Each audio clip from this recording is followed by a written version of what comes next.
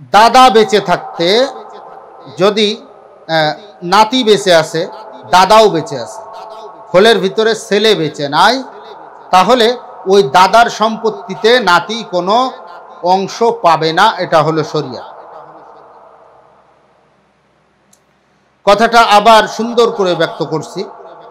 আমার ছেলে বেঁচে আছে, আমি ইন্তেকাল করছি, আমার বাবাও বেঁচে আছে, তো আমার বাবার সম্পত্তিতে আমি হকদার ছিলাম। আমি যেহেতু মারা গেছি, আমার কোনো হক নেই, আমার ছেলে আছে।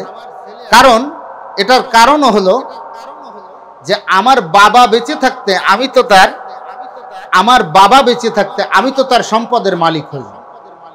আমি যদি সম্পদের মালিক না হই, তাহলে আমার ছেলে সম্পদের কিভাবে মালিক হবে? আর দাদার সম্পত্তিতে নাতি এই জন্য মালিক হবে না, কারণ সে তো আর দাদার ওয়ারিশ না, সে তো তার বাবার ওয়ারিশ। আমি যেমন আমার বাবার ওয়ারিশ, আমার দাদার ওয়ারিশ না, এই কারণে সে পাবে না। এটা হলো শরিয়াত।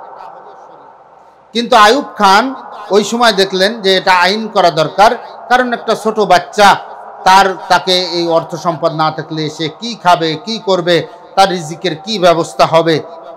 তো ওই সময় আইয়ুব খান আইন করছিল যে না, দাদা বেঁচে থাকতে যদি নাতি ছেলে থাকে, তাহলে নাতি পুতি এটা সম্পদে অংশ পাবে। তখনকার উলামা একরাম আন্দোলন করছিল এবং সেটা স্থগিত করছিল। তো এখন আমাদের দেখা দৃষ্টিতে এই কথা বোঝানোর জন্য বলছি, দেখা দৃষ্টিতে আমার তো মনে হচ্ছে যে ছোট্ট বাচ্চা, এখন তাকে যদি কোনো প্রকার সম্পদ না দেওয়া হয়, তাহলে সে কি করে খাবে, বা সে চারিদিকে তার উভয়কুল অন্ধকার দেখবে, এখন সে কি করবে? আল্লাহ তাআলা সৃষ্টি করছে, তার রিজিকের ব্যবস্থা আল্লাহ তাআলাই করবে। তার রিজিক নিয়ে আপনার আমার এত ভাবার দরকার নেই। এই শরিয়াতকে মেনে নেওয়ার নাম, আল্লাহ তাআলা যে নিয়ম করে দিয়েছেন, এটা মেনে নেওয়ার নামই হলো দিন। ওই বাচ্চার প্রতি বেশি স্নেহ পরবশ হবেন, এটা দেখানোর জন্য, ওই বাচ্চার জন্য আবার শরিয়াতের উল্টো তার অংশ নির্ধারণ করা, এটা হলো আল্লাহ তাআলার শরিয়াতের সঙ্গে, আল্লাহ তাআলার আইনের সঙ্গে বিদ্রোহ করা। আর আল্লাহ তাআলার আইনের সঙ্গে, শরিয়াতের সঙ্গে যে বিদ্রোহ করে, তার মনটা যতই দয়াপরবশ হোক না কেন, সে কোনোদিন মানুষের কাতারেও পড়তে পারে না, সে কোনোদিন মানুষের কাতারেও পড়তে পারে না। এই জন্য দেখা দৃষ্টিতে অনেক সময় আমাদের অনেক কাজ হয়তো ভালো লাগে না। একজন মানুষকে হত্যা করা তো কখনো আমাদের কাম্য নয়, ভালো নয়।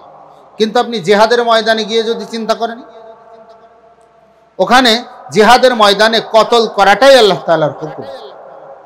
কুরবানির পশু আমরা যে জবাই করি, এখন তো এক গ্রুপ ধোয়া তুলতেছে না, পশু হত্যা করা যাবে না, পশু হত্যা করা যাবে না। এরা এত মানবিক। ফিলিস্তিনে লক্ষ লক্ষ শিশু, বৃদ্ধ, আবাল, মহিলা, পুরুষ সব গণহারে হত্যা করা হয়, এখানে কোনো কথা নেই।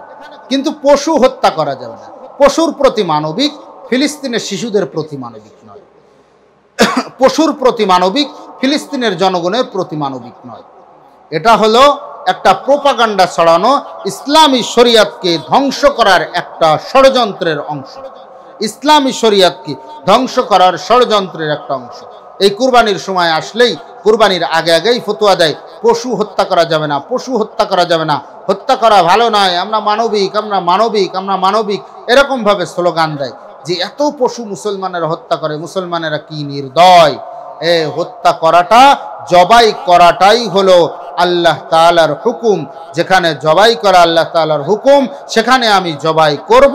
যেখানে বাঁচিয়ে রাখা আল্লাহ তাআলার হুকুম, সেখানে আমি বাঁচাবো। এটাই হলো শরিয়াত, এটাই হলো দিন, এটাই হলো রিদা বিল কাযা, আল্লাহ তাআলার সন্তুষ্টি, রাসূল সাল্লাল্লাহু আলাইহি ওয়াসাল্লামের তরিকা। এটা আমল কবুল হওয়ার জন্য শর্ত। আল্লাহ তাআলা আমাদের সবাইকে আমল কবুল হওয়ার এই দুই শর্তকে মেনে নিয়ে, বুঝে শুনে আমল করার তৌফিক দান করেন। আমিন।